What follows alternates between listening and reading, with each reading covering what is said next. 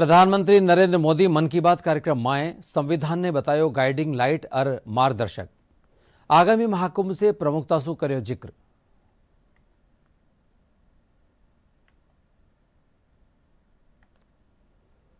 मुख्यमंत्री और उप मुख्यमंत्री जयपुर में मन की बात कार्यक्रम के जरिए सुनिया प्रधानमंत्री नरेंद्र मोदी की बात। भाजपा प्रदेश कार्यालय में भी मन की बात कार्यक्रम रो कर्यो गयो प्रसारण।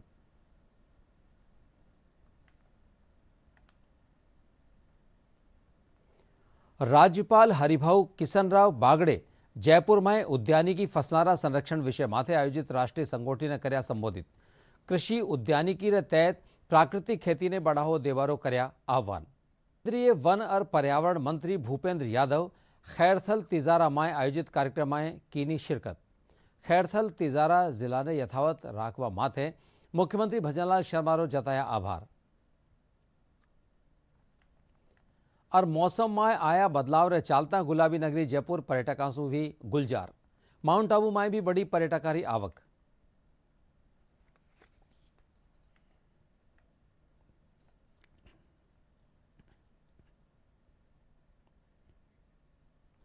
नमस्कार, राजस्थानी खबरा में आपरो घणो घणो स्वागत सा। मैं राजेंद्र शर्मा। अरे अब खबरा विगतवार। प्रधानमंत्री नरेंद्र मोदी आकाशवाणी माथे कार्यक्रम मन की बात में देश विदेश लोगों से आपरा विचार साझा कर्या। प्रधानमंत्री देशवासियों ने नया साल 2025 खातर बधाई देता थका कहा कि 2024 रो अंत पॉजिटिव एनर्जी और इनोवेशन रे साथ ही वेरियो है। वे युवाओं ने प्रेरित करता थका कई उपलब्धियां की बात करी। प्रधानमंत्री भारतीय संविधान से शुरुआत करता थका कहा कि यो माह के खातर गाइडिंग लाइट है। वे कहा कि इन बरस 26 नवंबर ने संविधान दिवस से एक साल ताई चालवा वाली कई एक्टिविटी शुरू होगी। देशरा नागरिक ने संविधान की विरासत से जोड़वा खातर constitution75.com नाम से एक खास वेबसाइट बनाई गई है। वना विद्यार्थियों से इन वेबसाइट से जुड़वारो आग्रह भी कर्या। प्रधानमंत्री 13 तारीख से प्रयागराज में लागबा वाला महाकुंभ ने लेर भी बड़ो संदेश दीना। वे कहा कि यो आपने आप माए भव्य और दिव्य होबाड़ो है। साथ ही इन माए किणतरिया डिजिटल और AI ने जोड़ो जारियो है। इन बारा माए भी बात करी जावेला। प्रधानमंत्री कहा कि महाकुंभ रे जरिए एकता रो संदेश भी दियो जारियो है। प्रधानमंत्री 2 स्वास्थ्य से जुड़ी उपलब्धियां रो भी जिक्र कर्या। वे कहा कि मलेरिया ने लेर भारत एक बड़ी उपलब्धि हासिल करी है। अब इन बीमारी से होवा वाली मौता माए 80% की कमी आई है। वठई कैंसर सारू जागरूकता भी बढ़ी है। आयुष्मान भारत योजना के जरिए कैंसर पीड़ित मरीजारो टाइम माथे इलाज हो पानो संभव वियो है।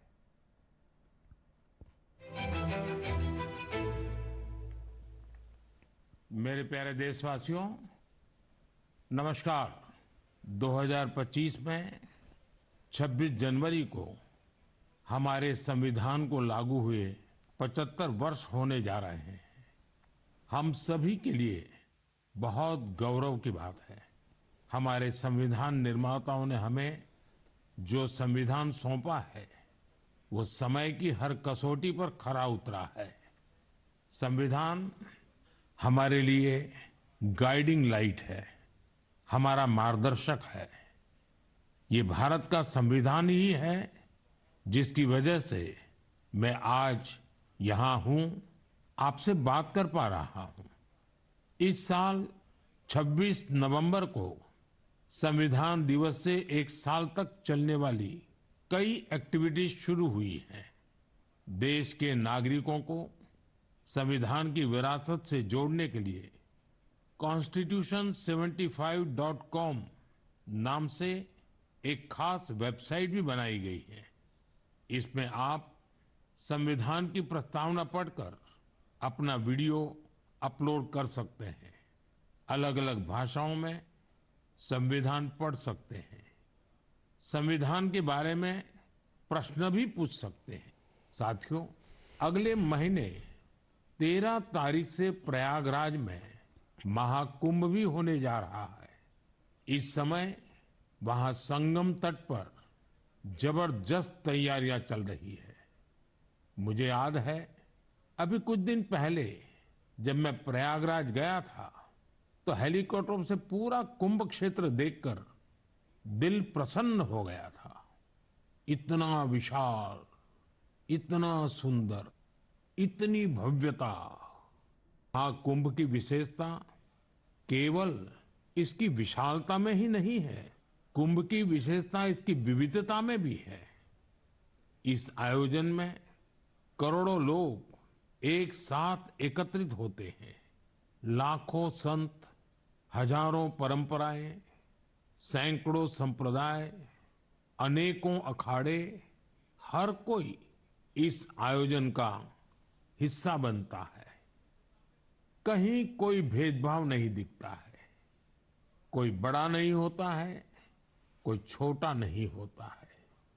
अनेकता में एकता का ऐसा दृश्य विश्व में कहीं और देखने को नहीं मिलेगा।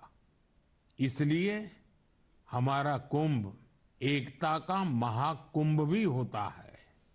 इस बार का महाकुंभ भी एकता के महाकुंभ के मंत्र को सशक्त करेगा। मैं आप सबसे कहूंगा, जब हम कुंभ में शामिल हो तो एकता के इस संकल्प को अपने साथ लेकर वापस आए। हम समाज में विभाजन और विद्वेष के भाव को नष्ट करने का संकल्प भी लें। अगर कम शब्दों में मुझे कहना है तो मैं कहूंगा, महाकुंभ का संदेश, एक हो पूरा देश। महाकुंभ का संदेश, एक हो पूरा देश। मलेरिया से लड़ाई में, मलेरिया की बीमारी 4000 वर्षों से मानवता के लिए एक बड़ी चुनौती रही है। आजादी के समय भी यह हमारी सबसे बड़ी स्वास्थ्य चुनौतियों में से एक थी। 1 महीने से लेकर 5 साल तक के बच्चों की जान लेने वाली सभी संक्रामक बीमारियों में मलेरिया का तीसरा स्थान है। आज मैं संतोष से कह सकता हूं कि देशवासियों ने मिलकर इस चुनौती का दृढ़ता से मुकाबला किया है। विश्व स्वास्थ्य संगठन WHO की रिपोर्ट कहती है, भारत में 2015 से 2023 के बीच मलेरिया के मामलों और इससे होने वाली मौतों में 80% की कमी आई है। यह कोई छोटी उपलब्धि नहीं है।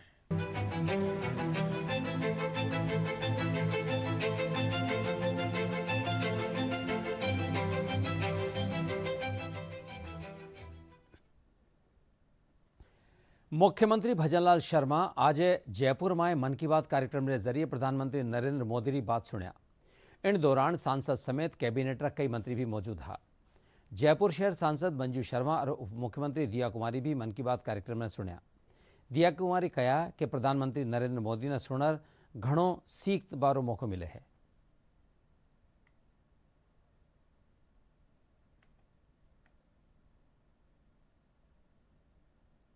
सबको बहुत अच्छा लग रहा है, बहुत कुछ सीखने को मिलता है और उनका मार्गदर्शन, उनके विचार सुनने को मिलते हैं, उनका विजन सामने आता है और हम सबको बहुत कुछ जानने और सीखने को मिलता है। भारतीय जनता पार्टी प्रदेश कार्यालय में आज प्रधानमंत्री री मन की बात कार्यक्रम ने सुनो गयो। इन मौका माथे कार्यकर्ताओं वारो कहना है कि मन री बात कार्यक्रम हमेशा आम जन साथ ही वाने प्रेरणा भी देवे है। रविवार ने प्रधानमंत्री नरेंद्र मोदी कानी शू स्थानीय खिलाड़ियों ने प्रेरित करवारी बात की नी, जको सराहनीय कदम है।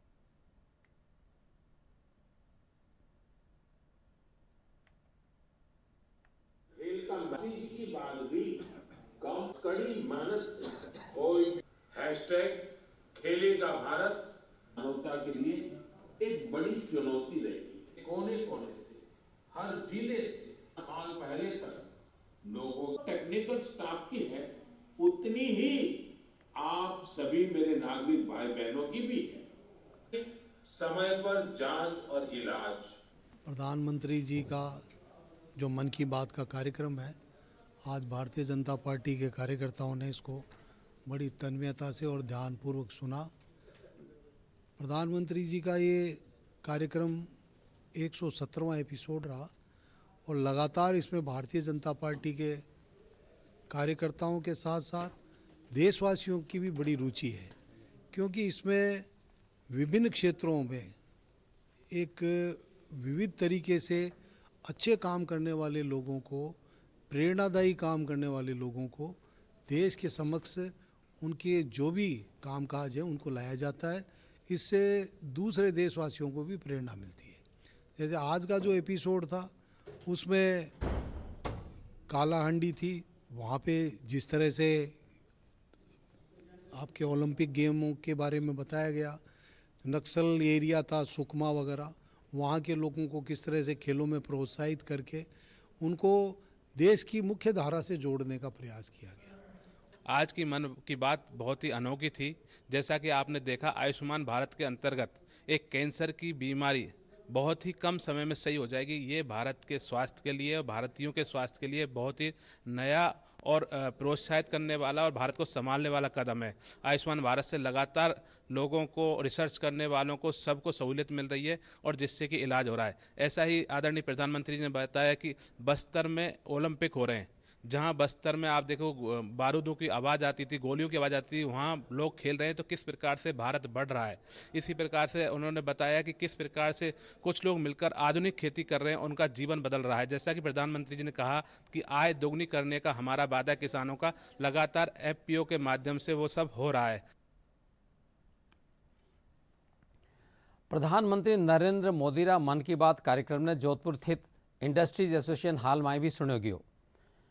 कार्यक्रम ने सुनता रहे पछे लोग आपरा विचार साझा करता था कहा कि प्रधानमंत्री रा विचारा सु हमेशा प्रेरणा मिले है। जोधपुर लोगों सु बत्ती बात की नाम हाँ का संवाददाता मोहम्मद अतीक।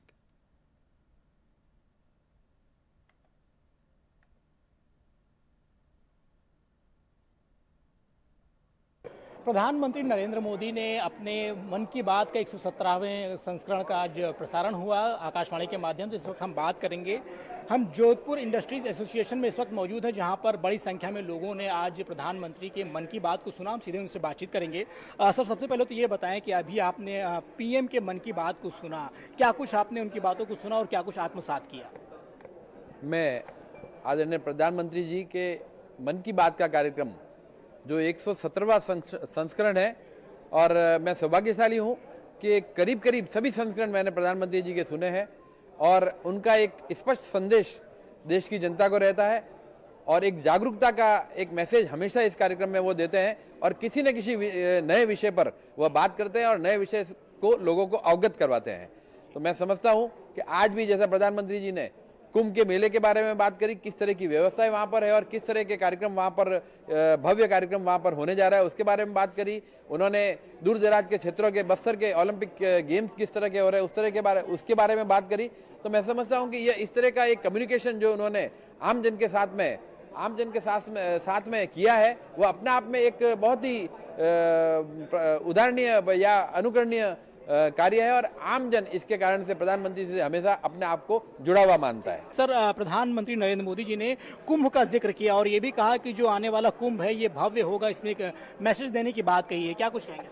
देखिए, कुंभ हमारे जो सनातन धर्म का है वो एक आस्था का प्रतीक है, लेकिन जिस प्रकार कुंभ की व्यवस्थाएं पूरे विश्व भर में फेमस है, और आज ये पूरा डिजिटल के माध्यम से कुंभ को कैसे जान सकते हैं उसके बारे में आज ये 117वीं मन की बात कार्यक्रम में बताया गया, और पूरा देश उसके बारे में जानता है। जैसे आज उन्होंने बस्तर की बात की, बस्तर की जो ओलंपिक की बात की, वो वास्तव में नक्सल वाद के खाते में गया हुआ था, लेकिन आज प्रधानमंत्री का बार बार पूरे देश में आह्वान करना कि खेलो इंडिया के माध्यम से जुड़े, और आज हमने सबने देखा, और बड़ा आश्चर्य की बात है कि इतना बड़ा बस्तर ओलंपिक भी हुआ। जोधपुर भी कहीं ना कहीं कला के क्षेत्र में काफी कुछ आगे है, ऐसे में आप क्या कुछ कहना चाहेंगे? बिल्कुल, जोधपुर कला के मामले में, जोधपुर संस्कृति विरासत के मामले में बहुत ही ऐतिहासिक स्थल हैं। तो मेरा सभी कार्यकर्ताओं से भी है आग्रह कि वास्तव में जो अभी आदरणीय प्रधानमंत्री मोदी जी ने निवेदन किया था कि हैशटैग के माध्यम से वास्तव में उस कलाकारियों को पहचान मिले, उन कारीगरों को पहचान मिले, उन हमारे पुराने संस्कृति विरासत को जो संजोने वाले हैं उन सभी को विरासत मिले, ऐसी मैं उम्मीद करता हूँ। देखिए, मन की बात को सुना और ये भी कहा कि जिस तरीके से प्रधानमंत्री जी ने एक अपील की है कि हैशटैग मन की बात के माध्यम से अब अपनी बात भी कह सकते हैं, जिसको प्रधानमंत्री नरेंद्र मोदी जी स्वतः उसको सुनते हैं। जोधपुर से कैमरा पर्सन मधुरनाथ के साथ मोहम्मद अतीक, DD न्यूज। राज्यपाल हरिभाऊ किशनराव बागड़ी कृषि उद्यानिकी के तहत प्राकृतिक खेती ने बढ़ावो देवारो आह्वान कर्या। वे कहा कि कृषि विश्वविद्यालय ने देश में रसायन रहित कृषि खातर वातावरण निर्माण कराया जावानी जरूरत है। अखिल भारतीय कृषि विश्वविद्यालय कुलपति संघ कानीसू जयपुर में उद्यानिकी फसलारा संरक्षण विषय माथे आयोजित 16वीं राष्ट्रीय संगोष्ठी ने संबोधित करता थका राज्यपाल बारिशरा पानी ने संरक्षित करवारी बात भी कीना। इन मौका माथे वे वैज्ञानिकों खेती री उत्पन्न उन्नत तकनीकारा बारा में जानकारी लीना। इन दौरान श्री कर्ण नरेंद्र कृषि विश्वविद्यालय कुलपति प्रोफेसर बलराज सिंह संरक्षित खेती रे साथ ही राष्ट्रीय सिंपोजियम माथे आपरा विचार साझा कीना।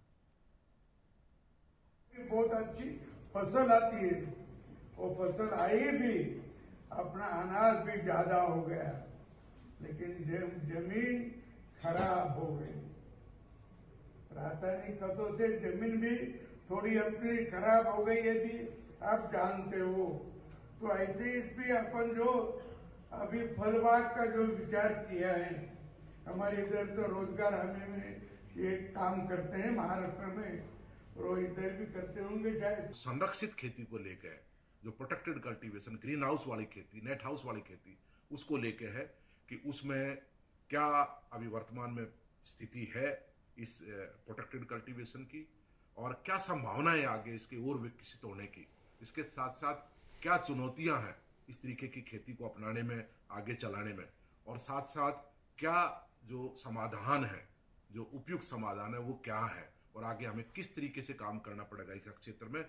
तो वहाँ पे जब वो वाइस चांसलर आएंगे तो वहाँ डिस्कशन होंगे, और उस ड्यूरेशन में हम जितने भी कुलपति होंगे उनको जो हेडक्वार्टर यूनिवर्सिटी का, यहाँ कॉलेज ऑफ एग्रीकल्चर में भी जितनी भी इंफ्रास्ट्रक्चर है, जो रिसर्च यहाँ हो रही है सीड स्पाइसेस को लेके, और जो प्रोटेक्टेड कल्टीवेशन का एक जो most successful model Basedi Bassi Jhajhra गांव में जो बना है, ये पूरे देश में एक अनूठा उदाहरण है। केंद्रीय वन और पर्यावरण मंत्री भूपेंद्र यादव खैरथल तिजारा माए आयोजित एक कार्यक्रम में शिरकत कीना।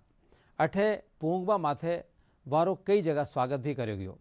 इन मौका माथे पत्रकारों से बातचीत करता थका खैरथल तिजारा जिला ने यथावत रखवा माथे वे मुख्यमंत्री भजनलाल शर्मा रो आभार भी व्यक्त कर्या। वे कहा कि इन फैसला से खैरथल तिजारा ने विकास री एक नई गति मिलेला।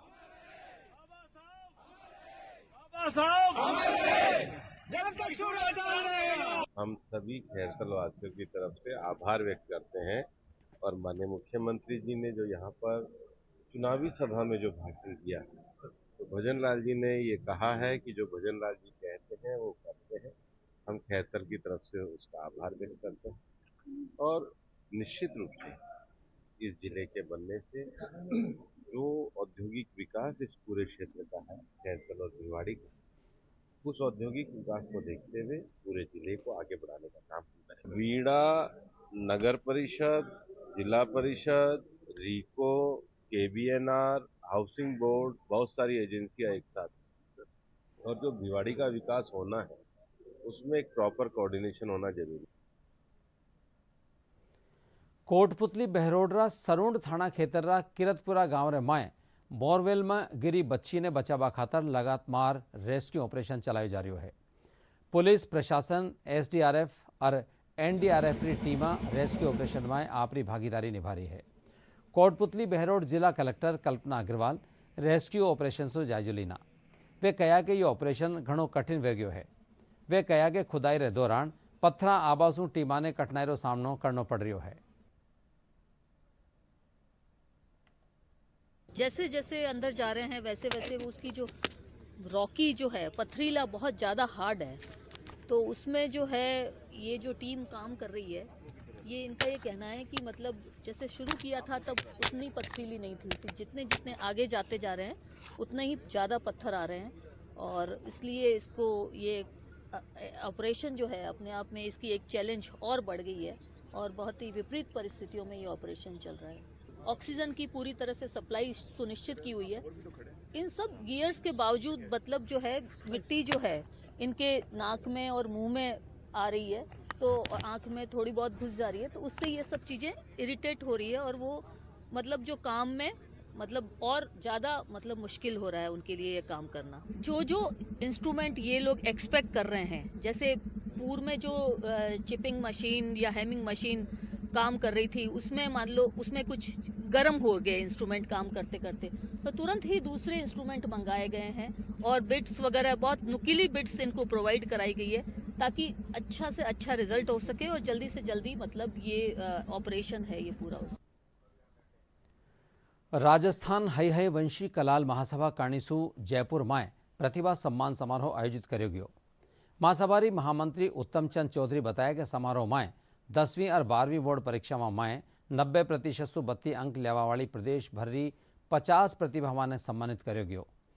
प्रतिभावान ने महासभा कानीसु गोल्ड मेडल, प्रशस्ति पत्र, स्मृति चिन्ह और नकद राशि देर पुरस्कृत कर्यो गयो। वे बताया कि इनरो उद्देश्य विद्यार्थियों ने शिक्षा अर्जित करवा खातर प्रेरित करनो है।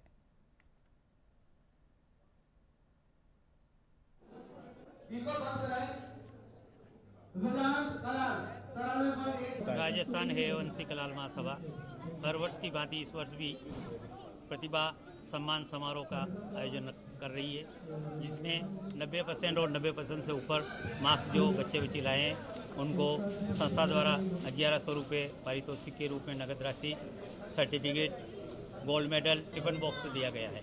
हम आशा करते हैं कि भविष्य में इसी तरह से बच्चे हमारे आगे बढ़ेंगे। पूरे प्रदेश भर में राजस्थान वंशी कलाल समाज की ओर से जो हमारी बोर्ड परीक्षाओं में हमारी समाज के जो छात्र छात्राएं हैं जिन्होंने अधिक अंक प्राप्त किए हैं, लगभग 50 बच्चों को हमने यहाँ प्रतिभा समारोह में बुलाया है, उनको सम्मान कर रहे हैं और इसी तरीके से आगे भी उनको ऐसे प्रेरित कर रहे हैं समाज के बच्चों को कि आप आगे आइए और इसी तरीके से आपका सम्मान किया जाएगा और ज़्यादा से ज़्यादा पदों पर IAS है, RAS है, कई सारे सरकारी पद है, उनको प्राप्त कीजिए।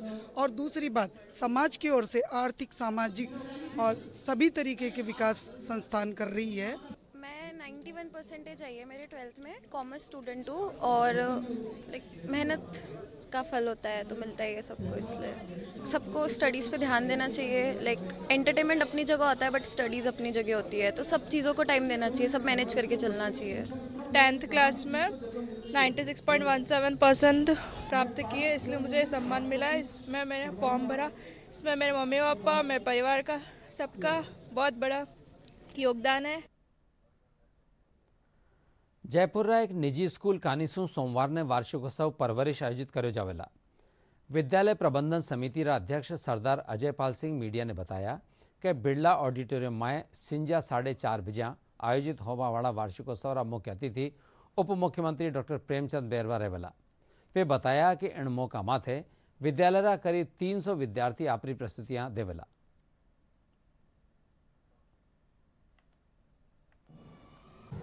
ये स्कूल का आयोजन जो है बिरला ऑडिटोरियम में किया जा रहा है। ये 4:30 बजे 30 तारीख से स्टार्ट होगा। मुख्य अतिथि के रूप में हमारे आदरणीय डिप्टी चीफ मिनिस्टर बैरवा जी आएंगे और ये इसमें कम से कम 350 बच्चे हमारे पार्टिसिपेट कर रहे हैं। क्लास LKG से लेके और 12th तक के बच्चे हैं और सारे बच्चे इसमें कल्चरल प्रोग्राम में जो होंगे और बाकी और भी जो है समाज के बाकी समाजों के वरिष्ठ लोगों को भी मैंने इनवाइट किया हुआ है। मुख्य उद्देश्य है परवरिश थीम के माध्यम से बच्चों को शैक्षणिक, शारीरिक, मानसिक और भावनात्मक विकास के बढ़ावा देना, सच्चाई, ईमानदारी, सम्मान की शिक्षा देना, बच्चों को आत्मविश्वास बढ़ाना और जिम्मेवार नागरिक बनाना, यही हमारी थीम है। पर्यटन सीजन रे चालता राजधानी जयपुर पर्यटन स्थल माथे भारी संख्या में पर्यटकारी आवाजाही देखने मिल रही है। 18 जंतर मंतर, हवा महल, नाहरगढ़, आमेर महल और अल्बर्ट हॉल संग्रहालय समेत कई पर्यटन स्थल माथे लाडला 3 दिन में 1 लाख सुबी बत्ता पर्यटक घूमवा खातर पूंग्या। आमेर महल अधीक्षक डॉक्टर राकेश छोलक बताया कि शनिवार ने महल देखवा 15,000 सुबी बत्ती पर्यटक पूंग्या।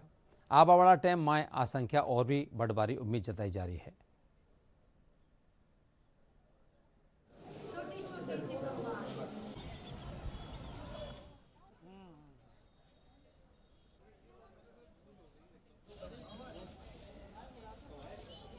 वर्ष का अंतिम रविवार है। आज सुबह से ही आमेर महल में पर्यटकों की काफ़ी चहल पहल है। अभी लगभग 11 बजे तक आमिर महल को 3,300 पर्यटक निहार चुके हैं। बात करें कल की शनिवार की, तो शनिवार को 15,800 टूरिस्टों ने आमिर महल का अवलोकन किया, जो कि एक बड़ी संख्या है। Yeah, it's been a very nice city. Lots of lovely people. Been walking around. Went to the Amer Fort. It was beautiful, and to the Bapu Bazaar, great market. Yeah, nice place.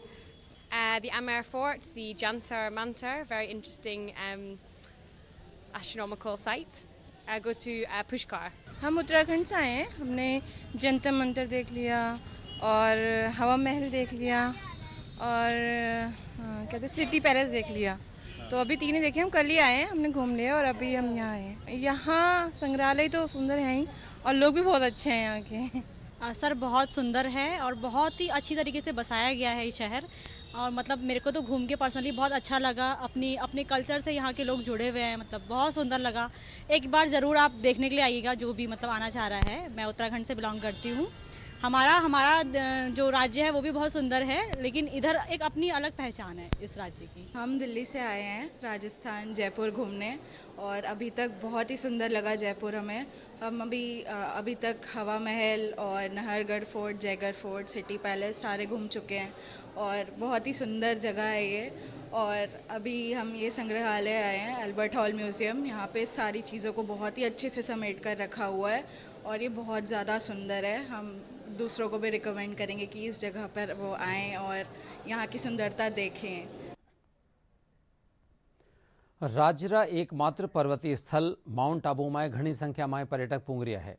वे अठे सर्दीरो आनंद लेता थका कई ठोरारो भ्रमण करता नजर आ रहा है। वठीने कड़ाकारी ठंडरे चालता मैदान और वाहना माथे बर्फरी सफेद परत जमी है। पर्यटकारो कहनो है कि इन दृश्य ने देखकर वणा ने घणो आनंद महसूस करियो है।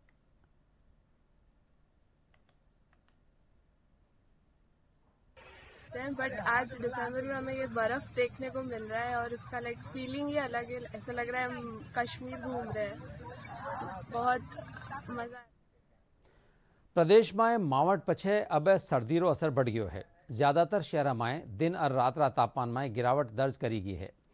कई शहर में पारा 10 डिग्री से नीचो आ गयो है। वटे आज कई इलाका में घणो कोहरो छाबासू वाहन चालका ने घनी परेशानी रो सामनो करनो पड़ रहा है। आज सबसे कम तापमान माउंट आबू में 2.2 डिग्री सेल्सियस दर्ज करो गयो। मौसम विभाग रे मुजब राज्य में आज हल्का बादल छावगा, साथ ही कई इलाका में घणो कोहरो छाबारी भी संभावना है। इनरे अलावा सर्द हवा चालवासु तापमान में 3 से 4 डिग्री की गिरावट हो सके है। झुंझुनू जिला में लाडला 2 दिनासु हो रही बिरखा किसाना खातर वरदान साबित हो रही है। कृषि विशेषज्ञ कृष्ण कुमार रतेरवाल बतायो कि मावठ सु रबीरी फसला ने घणो फायदो मिला। वे कहा कि सरसों, गेहूं, चना और तारामीरारी फसल खातर आ बारिश फायदेमंद है।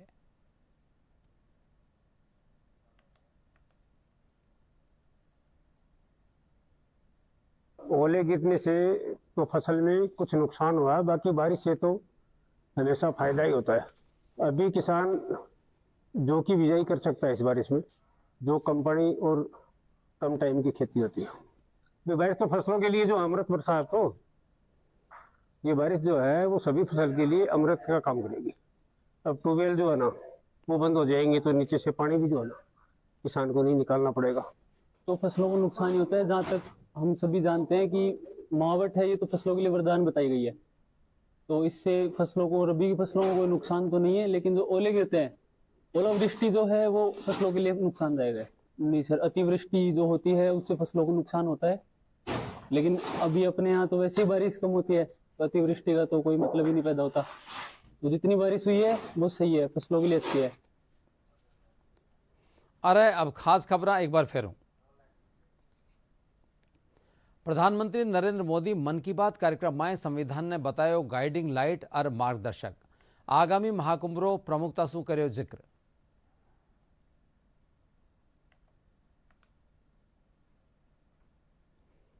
मुख्यमंत्री और उप मुख्यमंत्री जयपुर में मन की बात कार्यक्रम के जरिए सुनिया प्रधानमंत्री नरेंद्र मोदी की बात। भाजपा प्रदेश कार्यालय में भी मन की बात कार्यक्रम रो करो गयो प्रसारण।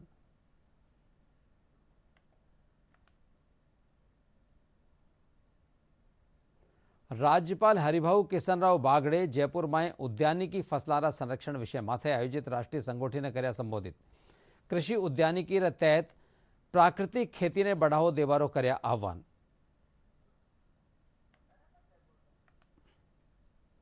केंद्रीय वन और पर्यावरण मंत्री भूपेंद्र यादव खैरथल तिजारा में आयोजित कार्यक्रम में कीनी शिरकत। खैरथल तिजारा जिला ने यथावत राखवा माथे मुख्यमंत्री भजनलाल शर्मारो जताया आभार। और मौसम में आया बदलाव रे चालता गुलाबी नगरी जयपुर पर्यटकों से भी गुलजार। माउंट आबू में भी बड़ी पर्यटकारी आवक।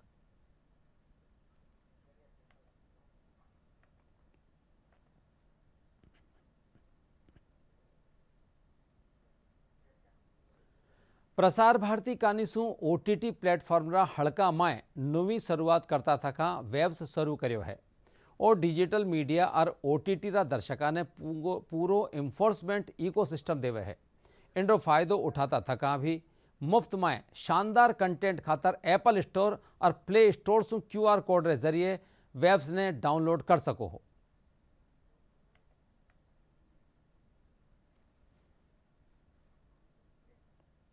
इंडे साके राजधानी खबरों आ बुलेटिन पूरो हुआ सा। नमस्कार।